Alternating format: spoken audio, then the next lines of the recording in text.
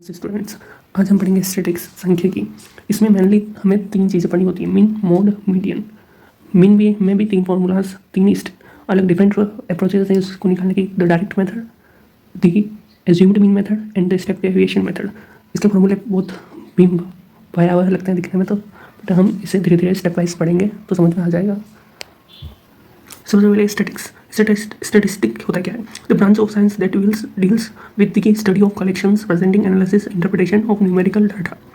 जो साइंस की ऐसी ब्रांच है जो कलेक्शन ऑफ डाटा और एनालिसिस और इंटरप्रिटेशन ऑफ न्यूमेरिकल डाटा, उनका जो डाटा को कलेक्ट करने, उसको प्रेजेंट, उसको एनालिसिस और उसको दिखाने में, न्यूमेरिकल डाटा को दिखाने में उपयोग होती है, उसे स्टैटिस्टिक कहते हैं।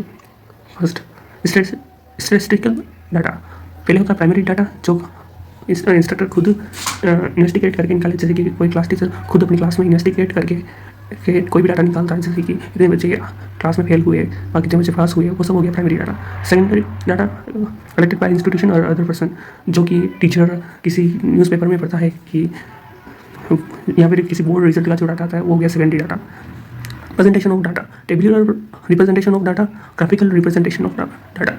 जैसे कि ग्राफिकल, जिसको हम ग्राफ के द्वारा रिप्रेजेंट करते हैं। सेकेंड होता है टेबुलर रिप्रेजेंटेशन ऑफ डाटा, जैसे कि हम आंकड़ों में लिखते हैं, जो कि सबसे ज़्यादा बोरिंग दिखता है।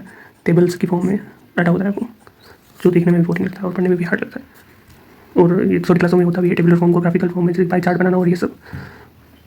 Tabular representation of statistical data, serial order और ग्राफिकल ऑर्डर, असेंडिंग ऑर्डर और डिसेंडिंग ऑर्डर। टेबुलर रिप्रेजेंटेशन को हम तीन मेथड्स के द्वारा कर सकते हैं। एक तो सीरियल या अल्फाबेटिकल, जैसे कि ए बी सी, तो ये हो गया अल्फाबेटिकल ऑर्डर। असेंडिंग मतलब छोटे से बड़े की ओर आरोही, और डिसेंडिंग अवरोही, बड़े से छोटे की ओर। ये हो गया frequency distribution, frequency wise data को डिस्ट्रीब्यूट करना। Types of frequency distribution, discrete और अनग्रुप्ड फ्रीक्वेंसी डिस्ट्रीब्यूशन, कंटिन्यूअस और ग्रुप्ड फ्रीक्वेंसी डिस्ट्रीब्यूशन। कंटिन्यूअस और grouped frequency distribution. Exclusive method, जैसे 0 to 10। अब इसमें देखो 0 to 10 यहाँ पे आ रहा है, फिर 10 to 20 यहाँ पे भी आ रहा है, तो 10 यहाँ पे भी है, यहाँ पे भी है। तो इसको एक्सक्लूसिव क्यों किया है? क्योंकि यहाँ पे जो 10 है उसका इंक्लूडेड यहाँ पे नहीं है, 10 यहाँ पे है एक्चुअल में। ये जो डाटा है, ये जो फ्रिक्वेंसी है 0 to 9 के लिए ही है, सिर्फ 10 to 19 यहाँ पे है, इसलिए एक्सक्लूसिव है। क्योंकि यहाँ पे जो लास्ट वाली टर्म है वो एक्सक्लूड की गई है, इसका डाटा यहाँ पे नहीं है, यहाँ पे। वैसे ही इंक्लूसिव में 0 to 9, इसका पूरा का पूरा डाटा यहाँ है, इसमें ये 0 to 9 की फ्रिक्वेंसी है। Class mark, the mid value of the class interval is called the class mark. Class mark, lower limit plus upper limit divided by 2. यही क्लास मार्क देखो, ये lower limit 0, upper limit degree 50, 0 plus 50 divided by 2 means 25। तो इसका class mark कितना हो गया? 25।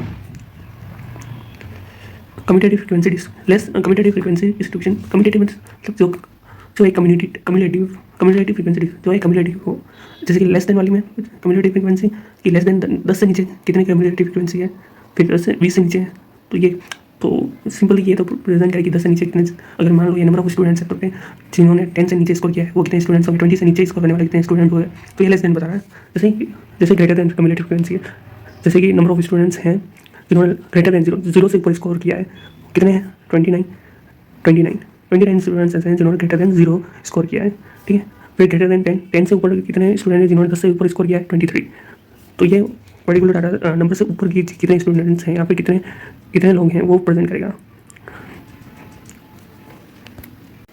The mean average of observations, as we know, is the sum of values all the observations divided by the total number of observations. Mean क्या है? Mean means एक average.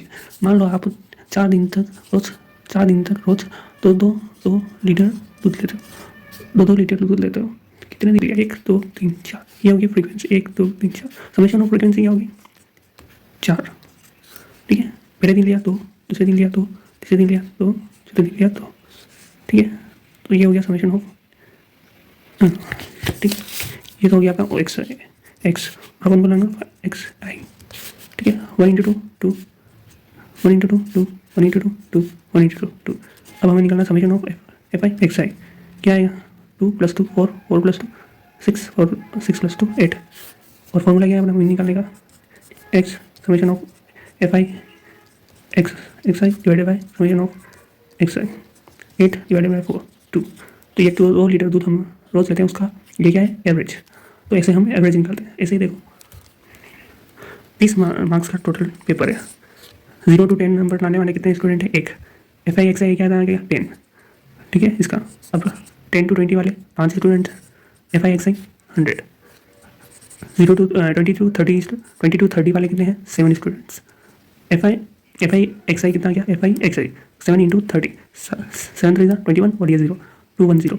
अभी मैंने इसका समीशन निकाल दिया 0 1 3 310। फिर समीशन ऑफ फ्रिक्वेंसी 1 5 और ये 7, इतना हो गया 14। तो मीन निकालने के लिए क्या है फॉर्मूला है summation of F I x i divided by summation of F I. कर लो मीन निकालने के लिए 310 डिवाइडेड बाई 14 क्या आएगा आंसर? 22.14। ये हमेशा ध्यान रखना पॉइंट के बाद जो भी डिजिट होती है उसको हम सिंगुलरली प्रोनाउंस करते हैं। जैसे 22.14 प्रोनाउंस नहीं करेंगे, इसको करेंगे 22.14।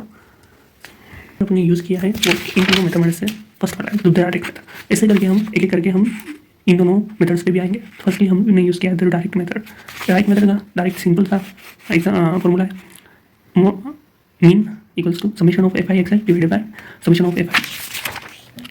ऐसे ही एक और एग्जाम्पल है जो भी मैं आपको स्क्रीन पे शो करूँगा, उसको भी ऐसे ही हमने सॉल्व। तो इसे एफ आई एक्स आई निकाल दिया और समीशन ऑफ एफ आई, फिर ये मीन का फॉर्मूला ये रखा summation of F I x I और समीशन ऑफ एफ आई ये रहा, ठीक है। इसको सिंप्लीफाई अगर अपन को डिवाइड करना है तो सिंप्लीफाई 10 को अलग कर दो पहले। अब 3 है, 3 को इससे डिवाइड करो। 17 है, 3 5 कितना होता है 15, 15 3 5 15 बचा क्या 2 7 ये बचा, ठीक है। अब क्या है 3 9 कितना होता है 27, तो ये अपने पास आ गया 5 9 27 से 27 कैंसिल, क्योंकि 3 9 होता है 27, ठीक है। अब कितना बचा 9 ही बचा, 3 3 9, आंसर क्या आ गया 593 और डिवाइड क्या था 10 था, तो 593 डिवाइडेड बाय 10, 10 है तो ये नीचे 10 है तो ये पॉइंट पे चला जाएगा, तो ये हो जाएगा 593। ये हो गया अपना मीन आंसर।